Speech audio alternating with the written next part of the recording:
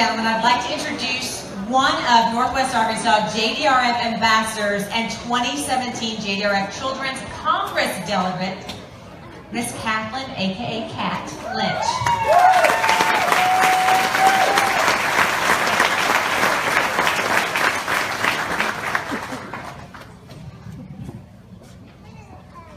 Good evening, and thank you for being here tonight. It means so much to me to see so many people in our community coming out here to support JDRF.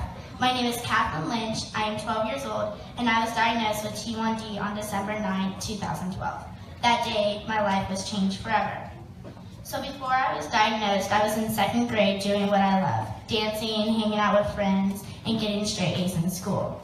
Then on Thanksgiving week, I really started to feel sick. I could not get enough to eat or drink, and I was losing weight really quickly. I couldn't focus in school, didn't want to play with my friends, and even my neighbors said that I wasn't myself. My mom was concerned about my symptoms and took me to the doctor. He sent us home and said that I'd be fine in about a week, but I wasn't fine. Since the doctor did not check my blood sugar, my mom bought a glucose meter so that we could. Everyone in my family was spot on, about 70 or 80, but mine was over 250. You need to realize that even though this does seem high, kids aren't diagnosed until they are 800 or 900. At this point, they're probably slipping in and out of a coma. So I was really very lucky, and I urge all of you here to know the symptoms before you leave tonight. You could save a life. So at age 7, my life and my family's lives changed forever, in just one day with one blood test. We spent a day in training and learned that my pancreas can no longer make insulin, and every time I wanted to eat, I now needed a shot of insulin. Now, obviously, I was afraid of needles, and I'm sure most people are, but I've become very used to them. When I was doing shots, I would have long-lasting insulin in the morning and before bed. I would have a shot with breakfast, lunch, snack, and dinner. That's 6 shots a day plus 8 to 10 blood sugar tests. So in the 4 years that I've been T1D, I have had over 22,000 needle sticks. So you also have to rotate your shot sites. The place I like the most is my arm. My legs don't absorb insulin well. And the place I hate the most is my stomach. Imagine trying to give a 7-year-old child who is afraid of needles a shot in the stomach several times a day. My mom likes to say that she is a pancreas, but truly my parents are much more than that. They're my awesome supportive system, my cheerleaders, my doctors and nurse, and they serve as my dietitian. They're experts in counting carbs, giving shots, and they even wake up in the middle of the night to test my blood sugar and give me a juice box. Luckily, I sleep through that part. People often ask what is the most difficult part about diabetes. You might think it'd be the 22,000 needle sticks. In my opinion, it's not. It's having to take the time out of my day doing the things I love to constantly manage, plan, and think about it. And it is exhausting. For example, we go to the beach every year, and there are countless times where I have to get out of the ocean, test my blood sugar, and treat. I tend to go really low really quickly. I may go low enough that I don't feel well, or even worse, I could pass out. And that's very scary to think about. So, I have to sit out and treat. When you treat a really low blood sugar, often your blood sugar goes high, and that doesn't feel too good either. Now imagine, as a kid, going on a really fun vacation, you see your family and friends having a blast, and then you have to stop and sit out. Imagine how your kids would feel. What I dislike the most is that sometimes it makes me feel different. At dance, I have to constantly manage and plan. At sleepovers, my mom has to call ahead and make them aware of my T1D and make them know that they may have to wake me up in the middle of the night. You wouldn't think it'd be such a big deal, but it is. I'm just like any other kid and I want to feel normal. So about a year ago, we got a continuous glucose monitor and it has made a huge impact on my life.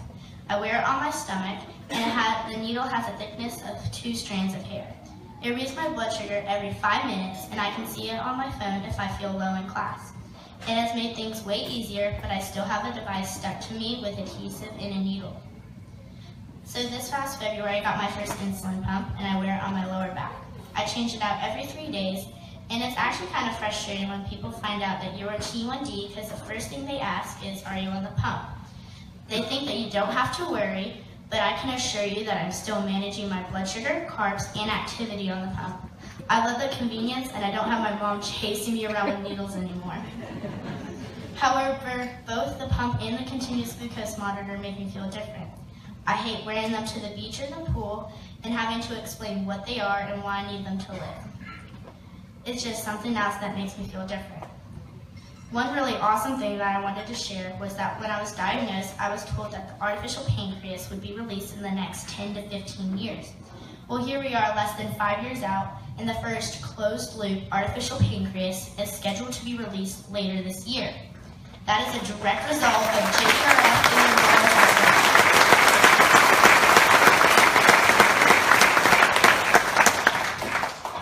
So the AP will be a device that looks like a cell phone that will allow my continuous glucose monitor to talk to my pump and constantly readjust. I can't wait. Even though I will still have to wear a pumping continuous glucose monitor, it's going to take all the guesswork and planning off my plate. Since becoming involved with JDRF, I have met many amazing families with multiple T1Ds in their immediate family. There is an amazing mom and daughter that we've met, a father and son that has visited Congressman Womack with me, and several brother and sister T1Ds in our local chapter. One day when I have kids, I don't want to have to worry that they may end up with T1D. We need to continue on the path with things like the artificial pancreas to make our lives better. But we can't stop there, and we have to turn type 1 into type 9. Please give generously tonight. My very bright future, futures of some of your loved ones, and futures of the many JDRF ambassadors in this very room depend on you. And I am very grateful.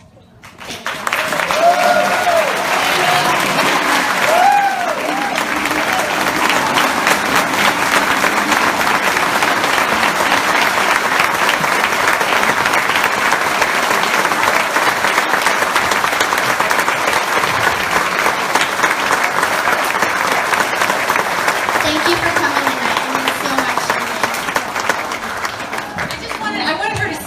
Clapping for her. That takes a lot, you guys. Thank you guys Great for your job, support. Kat.